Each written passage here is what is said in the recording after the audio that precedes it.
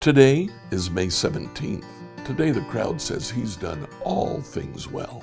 Let's read about that in Mark chapter 7. We'll start at verse 31 and read to the end of the chapter.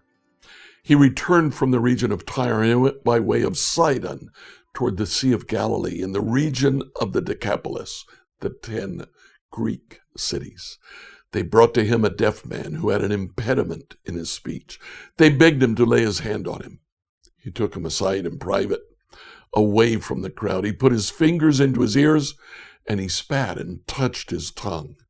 Then, looking up to heaven, he sighed and said to him, Ephphatha, that is, be opened in Aramaic.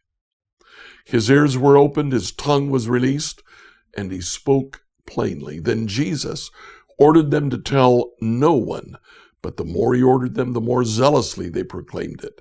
They were astounded beyond measure, saying, He has done everything well. He even makes the deaf to hear and the mute to speak. In yet another passage, Jesus performs a miracle. They're on the border of Decapolis. Apparently, they are in Jewish territory at this point. A deaf and mute man is brought to Jesus. Now, we've talked before about passages in the Old Testament that tell us that the Messiah will heal the deaf and the mute. We've talked about passages in which the Messiah actually reaches out to the nations. But there's something here about a deaf and mute man. Physical deafness is not the only deafness you can have. Even David mentions this, the spiritual deafness that he himself had. Let's read about that in Psalm 38. Psalm 38, New Revised Standard Version. A psalm of David for the memorial offering.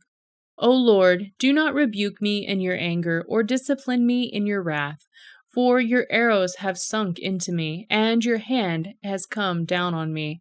There is no soundness in my flesh because of your indignation. There is no health in my bones because of my sin. For my iniquities have gone over my head. They weigh like a burden too heavy for me. My wounds grow foul and fester because of my foolishness.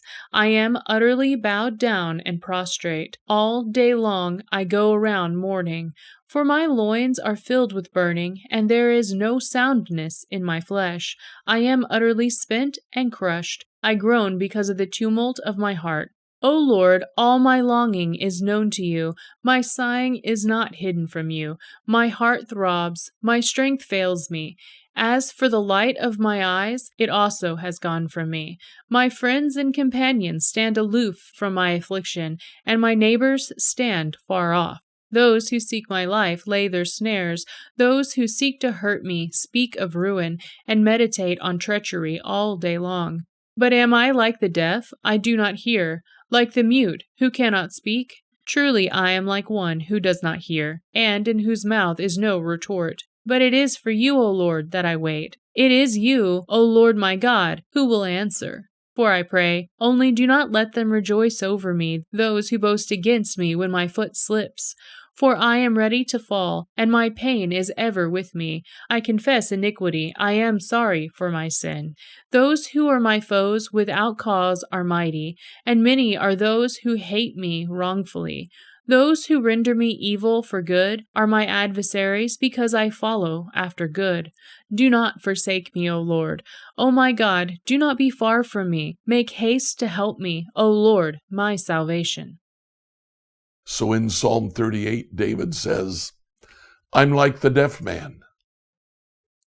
I don't hear. I'm like the mute man. I don't speak. Come, Lord. Let me hear and let me speak. What do we do about this today? Let me hear. Let me speak. Scripture reading from the New Revised Standard Version by Emily Herrera. You live in the Greenwood, Indiana area. Are you looking for a church? We'd love to have you check out New Hope Church. It's at 5307 West Fairview Road. Our Sunday morning service begins at 10 a.m. I'd love to see you there.